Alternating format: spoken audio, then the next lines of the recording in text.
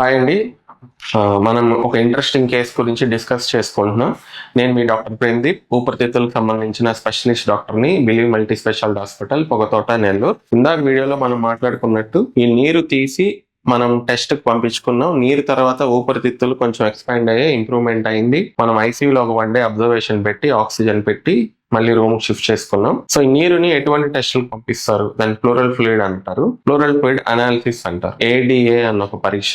Main గా TB, మన భారతదేశంలో టీబీ అన్నది ఎక్కువ కారణాలు ఉంటాయి కాబట్టి టీబీ వల్ల ఆ నీరు చేరిందా అనే టెస్ట్ కు వెళ్తుంది. పెద్దవాళ్ళలో రిస్క్ ఎక్కువ ఉన్న వాళ్ళలో, వాళ్ళ ఒంట్లో షుగర్, కిడ్నీ ఇష్యూస్ ఇట్లా ఉన్న వాళ్ళలో క్యాన్సర్ కూడా మనం సస్పెక్ట్ చేయాలి. సో క్యాన్సర్ కి సంబంధించిన పరీక్షకు వెళ్తుంది. మామూలు ఇన్ఫెక్షన్ల వల్ల కూడా ఇలా నీరు చేరే అవకాశం ఉంటుంది. మామూలు ఇన్ఫెక్షన్ కి సంబంధించిన కారణాలకు సంబంధించిన టెస్టులకు వెళ్తాయి. కొన్ని 2 రోజుల్లో వస్తాయి, కొన్ని 3 రోజుల రిపోర్ట్స్ వస్తాయి. ఇవన్నీ చూసుకొని టీబీ అని తేలితే టీబీకి తగ్గ మందులు 6 నెలలు కంప్లీట్ గా వాడడం వల్ల మళ్ళీ ఇలా నీరు చేరకుండా కంప్లీట్ గా ఊపిరితిత్తులు ఎక్స్పాండ్ అయ్యి బాగా ఇంప్రూవ్మెంట్ వచ్చిన సందర్భాలు చాలా ఉన్నాయి. చాలా పేషెంట్స్ లో చూసాము. క్యాన్సర్ అని తేలితే దాని వర్కప్ మళ్ళీ డిఫరెంట్ గా ఉంటుంది. ఎందువల్ల క్యాన్సర్ వచ్చింది, ఊపిరితిత్తుల్లోనే ప్రైమరీ ఉందా, ఇంకెక్కడి నుంచి అన్నా క్యాన్సర్ లక్షణాలు ఊపిరితిత్తుల మీద పడుతున్నాయి, ఇలా చూడడం ఉంటుంది. ఇన్ఫెక్షన్ అంటే ఏ ఇన్ఫెక్షన్ వచ్చింది, బ్యాక్టీరియానా వైరస్ ఇలా చూసుకొని దాని తగ్గ వైద్యం చేసుకోవాల్సిన అవసరం ఉంది.